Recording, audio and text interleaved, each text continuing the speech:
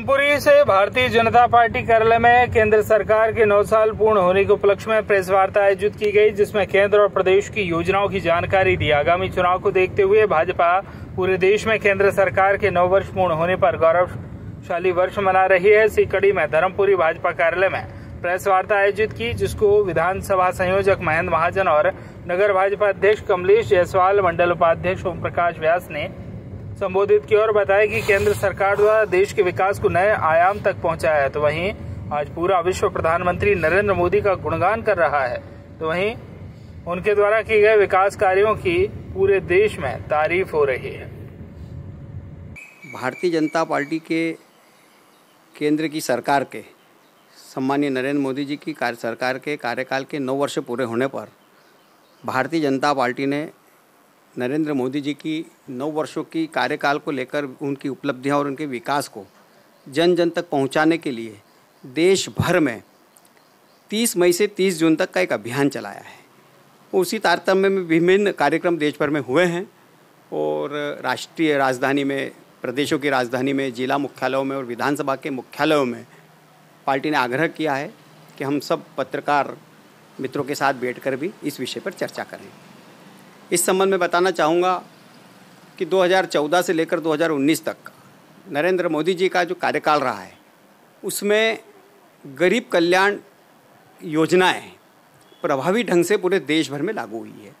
योजनाओं का थोड़ा सा विस्तार में बताऊं तो जो प्रधानमंत्री आवास की योजना हो, उज्ज्वला योजना हो, प्रधानमंत्री अन्न सुरक्षा के अंतर्गत देश भर में 80 करोड़ लोगों को निःशुल्क हर महीने अनाज देने की योजना हो, बीमार व्यक्ति पैसे के अभाव में इलाज न करा पाए इसके लिए आयुष्मान योजना हो, हर घर नल जल योजना हो, ऐसी तमाम योजनाओं के माध्यम से देश भर में गरीब वर्ग को समाज की राष्ट्रीय धारा में लाने के लिए ये जो योजनाएं लागू की है और इसका प्रभावी क्रियान्वयन 9 वर्षों में हुआ है।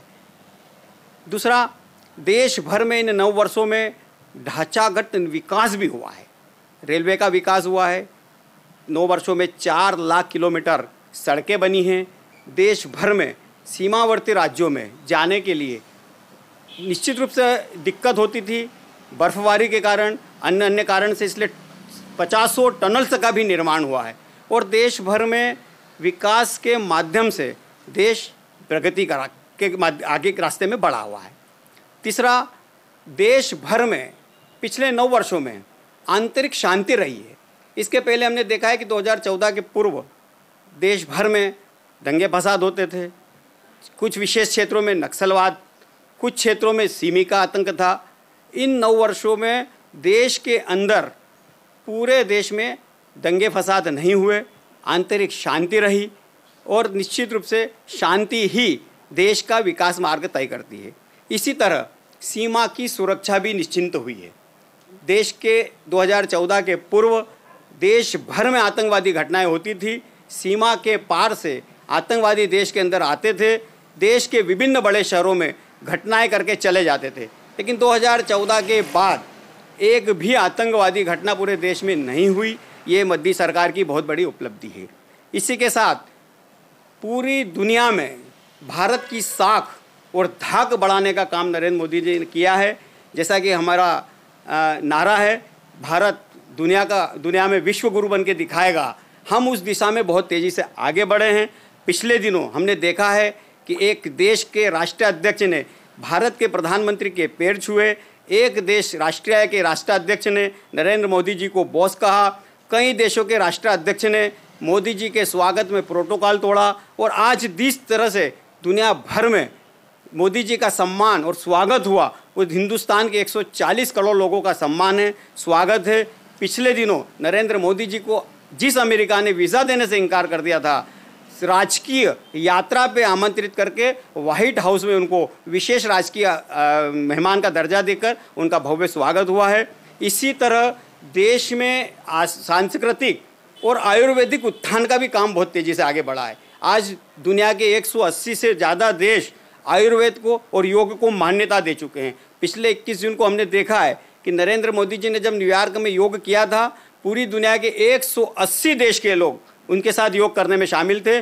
दुनिया की कई बड़ी हस्तियों ने उनके साथ योग किया था और आज भारत की इस पुरातन विधा को पूरी दुनिया में मान्यता दिलाने में नरेंद्र मोदी जी ने विशेष मदद की है। इसी के साथ भारत के अंदर आध्यात्मिक उत्थान का काम भी मोदी जी ने किया है। हमने देखा है कि जो समस्याएं वर्षों से लटकी पड़ी थी, वो चाहे कश्मीर का मुद्दा हो, जिसको हम कहते थे कि भारत कश्मीर से लेकर कन्याकुमारी तक भारत एक है, ऐसा कहना पड़ता था। आज कश्मीर भारत का अभिन्न अंग है। एक कानून जो भारत से कश्मीर को अलग करता था, उसको समाप्त करने का काम किया।